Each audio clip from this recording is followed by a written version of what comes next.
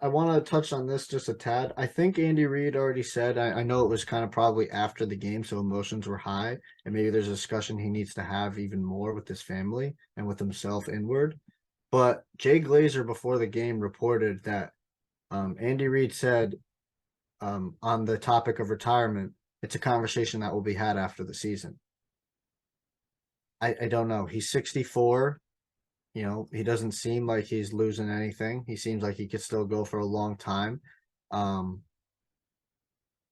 who knows? Maybe it's a discussion he has with his family and he does step away. I do think 100% that changes the outlook for this Chiefs team if Andy Reid walks away.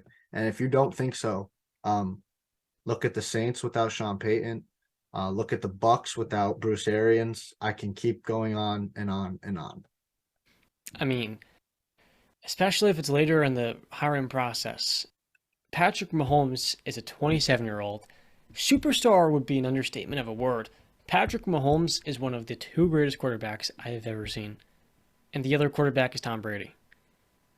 In terms of who is the better player. So to have him in the middle of his prime with a ton of rookies. Kadarius Toney, we didn't really give him enough credit. Phenomenal play, phenomenal punt return, phenomenal young team is what they're building in Kansas City with a great GM in Brett Veach. The Chiefs are the model organization, and Andy Reid has laid that foundation.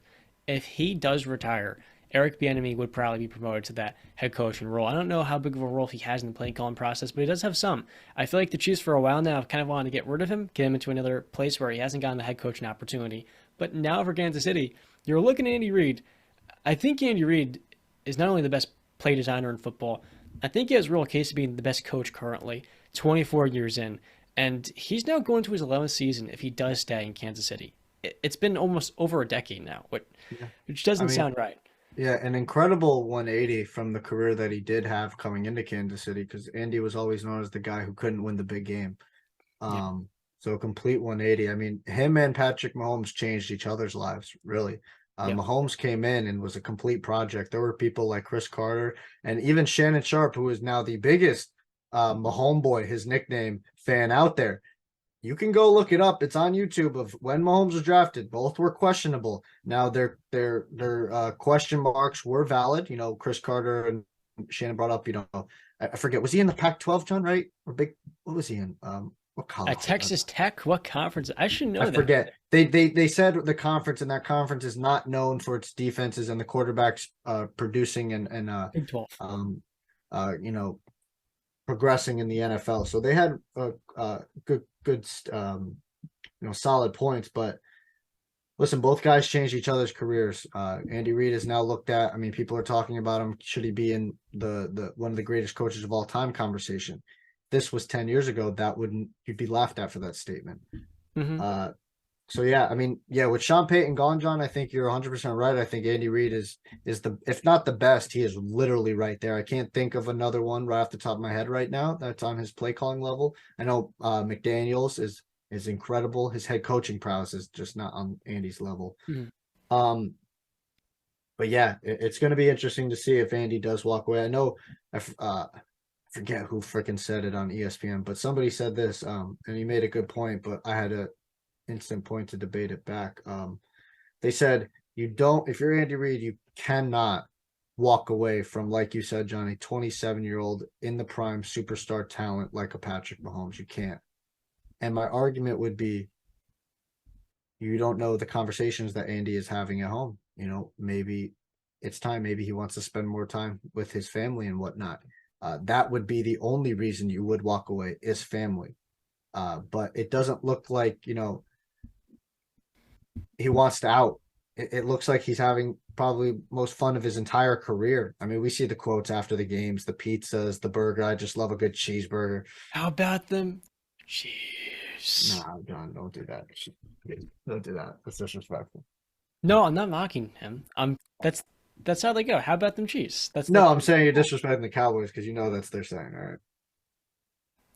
Oh, well, now the Cowboys. They okay. I don't care about the Cowboys. They haven't done enough. All right, how many Super Bowls the Cowboys won in the last 4 years? None. How many they won in the last 20 years? None. How many won in the last 25 years? Let me think. None. So Zero.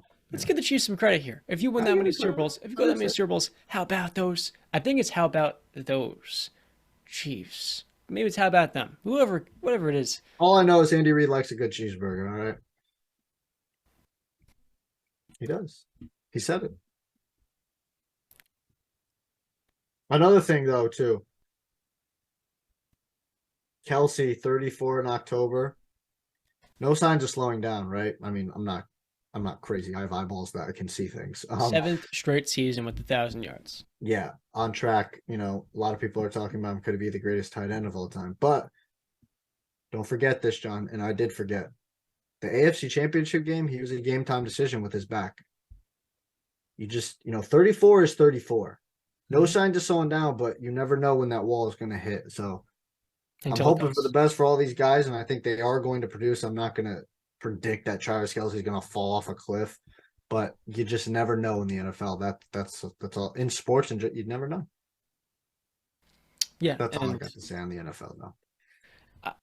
Outside of Brady, Gronk, and Belichick, because they're probably the greatest trio I've seen, I have not seen something quite like Mahomes, Kelce, and Reed. Because we had Tyreek Hill in that mix, that quartet. But this trio here is now won a Super Bowl by itself, and we didn't really talk about Mahomes in this episode.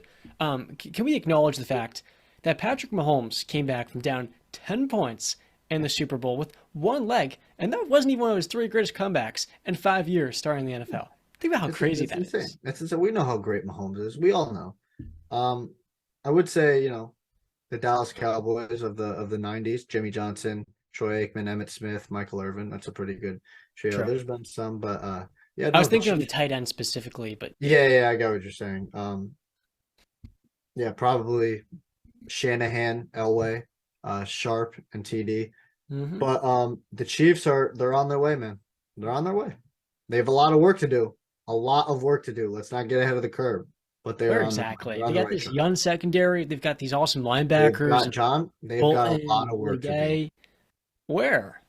They've worked to do. No, in terms of the longevity, being in those deeper discussions and really cementing that, like they have there's a while. I truly believe there's a while to go, but that's a discussion about dynasties that we're gonna have very soon. 5 straight AFC Championship games not enough for you? It's not a dynasty. Well, I mean I think you compare it all to the Patriots, and the Patriots are the No, I don't. I don't compare it to the Patriots. We'll have that discussion on Thursday with Justin. Don't worry. We will, and I think the Chiefs are in prime position next year to, even with Sean Payne in their division, same time, same place, Arrowhead Stadium.